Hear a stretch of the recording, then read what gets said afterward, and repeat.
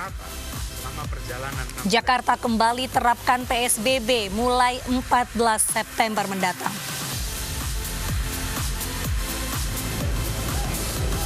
Kejar-kejaran warnai razia manusia silver dan pengamen ondel-ondel di Duren Sawit, Jakarta.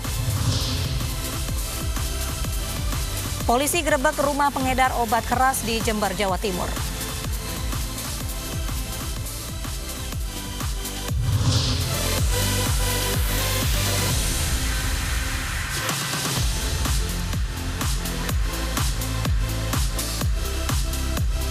Pemirsa, di tengah meningkatnya kasus COVID-19 Ibu Kota, Gubernur Anies Baswedan tarik rem darurat dengan memberlakukan kembali PSBB. Selain seluruh aktivitas kembali dilakukan di rumah, Anies juga hanya memperbolehkan 11 bidang esensial yang beroperasi seminimal mungkin. Bersama saya, Mirva Suri, inilah iNews Malam selengkapnya untuk Anda.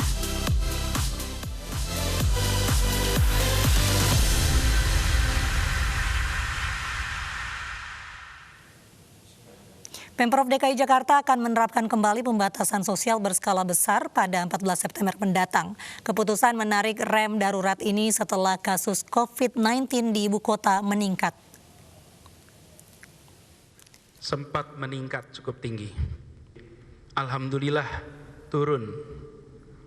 Dan ini sampai awal atau pertengahan Agustus. Sesudah pertengahan Agustus terjadi peningkatan terus. Keputusan menerapkan PSBB pada masa awal berdasarkan 3 indikator yang meningkat, yakni angka kematian, kapasitas tempat tidur isolasi, dan kapasitas ICU yang semakin menipis. Pemprov meminta seluruh aktivitas kembali di rumah, mulai dari kegiatan perkantoran, ibadah, dan lainnya. Pemprov DKI Jakarta hanya memperbolehkan 11 bidang esensial yang boleh beroperasi seminimal mungkin. Penerapan ini agar mengerem penularan COVID-19 di ibu kota. Sampai September ini, selama bulan Agustus meningkat drastis, trennya akan naik terus. Disimpulkan bahwa kita akan menarik rem darurat, yang itu artinya kita terpaksa kembali menerapkan pembatasan sosial berskala besar seperti pada masa awal pandemi dulu. Bukan lagi PSBB transisi, tapi kita harus melakukan PSBB sebagaimana masa awal dulu, dan inilah rem darurat yang harus kita tarik. Jadi prinsipnya mulai Senin tanggal 14 September, kegiatan perkantoran yang non-esensial diharuskan untuk melaksanakan kegiatan bekerja dari rumah. Bukan kegiatan usahanya yang berhenti, tapi bekerja di kantornya yang ditiadakan. Kegiatan usaha jalan terus, kegiatan kantor jalan terus, tapi perkantoran di gedungnya yang tidak diizinkan untuk beroperasi. Akan ada 11 bidang esensial yang boleh tetap berjalan dengan operasi minimal. Jadi tidak boleh beroperasi seperti biasa, tapi dikurangi. Dan perlu saya sampaikan bahwa izin operasi pada bidang-bidang non-esensial yang dulu mendapatkan izin akan dievaluasi ulang untuk memastikan bahwa pengendalian pergerakan kegiatan, baik kegiatan usaha maupun kegiatan sosial, itu tidak menyebabkan penularan. Lalu seluruh tempat hiburan akan ditutup. Kegiatan yang dikelola oleh Pemprov DKI seperti Ragunan, Monas, Ancol, taman-taman kota, dan kegiatan belajar tetap berlangsung di rumah seperti yang sudah berlangsung selama ini. Kegiatan usaha makanan, rumah makan, restoran, kafe diperbolehkan untuk tetap beroperasi, tetapi tidak diperbolehkan untuk menerima pengunjung makan di lokasi. Jadi pesanan diambil, pesanan diantar, tapi tidak makan di lokasi, karena kita menemukan di tempat-tempat inilah terjadi interaksi yang mengantarkan pada penularan. Khusus untuk tempat ibadah akan ada sedikit penyesuaian. Tempat ibadah bagi warga setempat masih boleh digunakan asal menerapkan protokol yang ketat.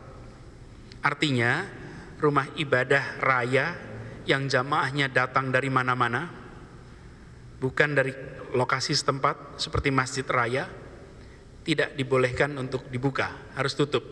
Tetapi rumah ibadah di kampung, di komplek yang digunakan oleh masyarakat dalam kampung itu sendiri, dalam komplek itu sendiri, masih boleh buka. Ada perkecualian. Kawasan yang memiliki jumlah kasus yang tinggi, kawasan-kawasan itu ada datanya, wilayah-wilayahnya, RW-RW yang dengan kasus tinggi, maka kegiatan beribadah harus dilakukan di rumah saja. Tapi yang lainnya bisa melakukan kegiatan selama hanya untuk warga di wilayah itu dan bukan tempat ibadah raya yang pengunjungnya, yang jamaahnya datang dari berbagai tempat, di mana di situ terjadi potensi interaksi yang ada potensi penularan. Kemudian kegiatan publik dan kegiatan kemasyarakatan yang sifatnya pengumpulan massa tidak boleh dilakukan, kerumunan dilarang, karena ingat penularan itu ada dalam kegiatan-kegiatan komunitas besar. Bahkan saya boleh menganjurkan kumpul-kumpul seperti reuni, pertemuan keluarga, dan lain-lain yang sifatnya mengumpulkan orang dari berbagai tempat sebaiknya ditunda. Lalu transportasi umum akan kembali dibatasi secara ketat jumlahnya dan jamnya. Ganjil genap untuk sementara akan ditiadakan, tapi bukan berarti kita bebas bepergian dengan kendaraan pribadi. Tentu mungkin ada pertanyaan bagaimana dengan pergerakan orang keluar masuk Jakarta. Idealnya tentu saja kita bisa membatasi pergerakan keluar masuk Jakarta hingga minimal. Tapi dalam kenyataannya ini tidak mudah untuk ditegakkan hanya oleh Jakarta saja. Ini butuh koordinasi dengan pemerintah pusat, utamanya dengan Kementerian Perhubungan, juga dengan tetangga-tetangga kita di Jabodetabek, yang insya Allah besok kita akan melakukan koordinasi terkait dengan pelaksanaan fase pengetatan yang akan kita lakukan di hari-hari ke depan.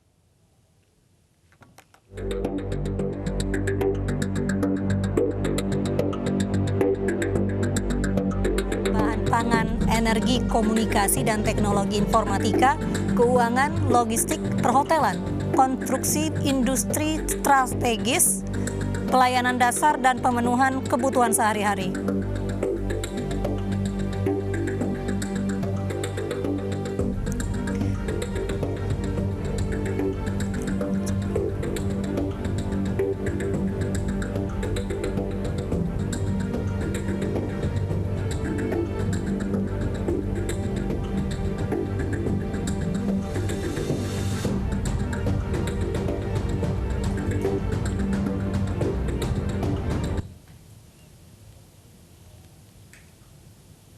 PSBB itu mengatur soal membatasi kegiatan sekolah dan tempat kerja, membatasi kegiatan keagamaan, pembatasan fasilitas umum dan kegiatan sosial budaya. Pembatasan kegiatan transportasi dan kegiatan keamanan, pembatasan kegiatan pemerintah hingga swasta.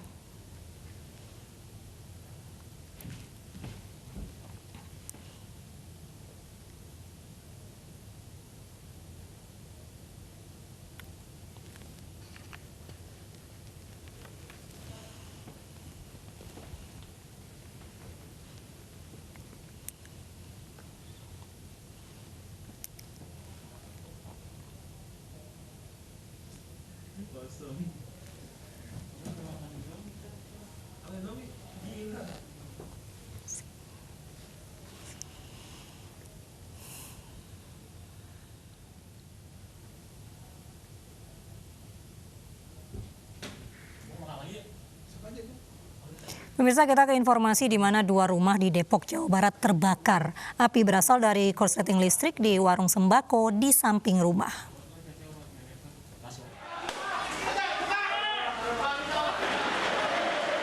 Dua unit rumah di Jalan Ridwan Rais, BJ Depok terbakar. Api membakar tepat di bagian belakang rumah. Petugas pemadam sulit memadamkan api karena sulitnya sumber air dan akses menuju lokasi kebakaran yang sempit. Sehingga api dengan mudah menyebar ke bangunan rumah lainnya. Api diketahui bermula dari warung sembako di samping rumah. Akibatnya, 2 rumah yang berada di samping warung tersebut ikut terbakar. Petugas berjibaku memadamkan api dengan dibantu warga sekitar. Kebakaran diduga karena korsleting listrik dari warung sembako. Jadi api itu berasal diduga dari instalasi listrik yang mengalami kerusakan di toko sembako milik Pak Sugeng, 50 tahun. Ya, orangnya sendiri sedang berada di seberang jalan. Dia tahu juga ketika api sudah membesar. Sebanyak 7 unit mobil dinas kebakaran dikerahkan, namun 2 jam berselang api belum dapat dikendalikan. Tidak ada korban jiwa dalam peristiwa ini, namun kerugian ditaksir mencapai ratusan juta rupiah. Dari Depok, Jawa Barat, Ibu Rizky, iNews melaporkan. Kejar-kejaran mewarnai razia manusia silver dan pengamen ondel-ondel di kawasan Durensawit, Jakarta. Beberapa pengamen ondel-ondel yang dirazia ternyata masih anak-anak.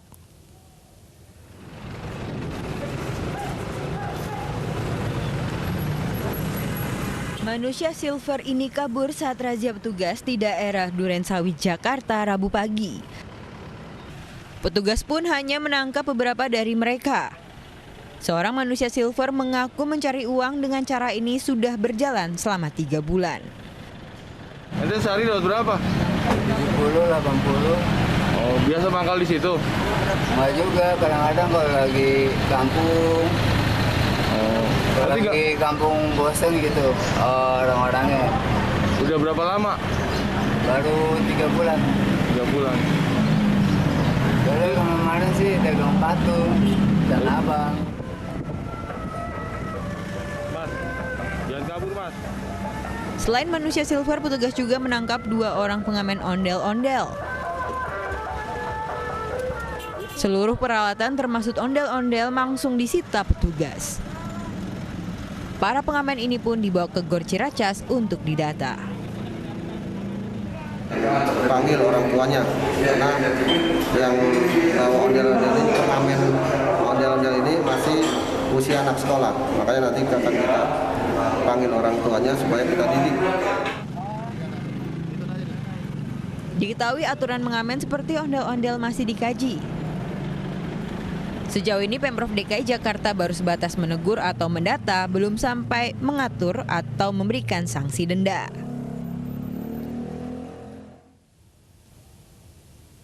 Petugas juga mengamankan sejumlah gelandangan dalam razia penyandang masalah kesejahteraan sosial.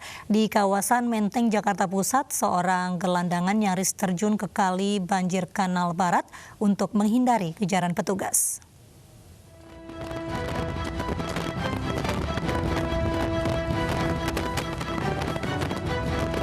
Di kawasan Menteng, Jakarta Pusat, petugas juga menangkap sejumlah gelandangan dalam razia penyandang masalah kesejahteraan sosial.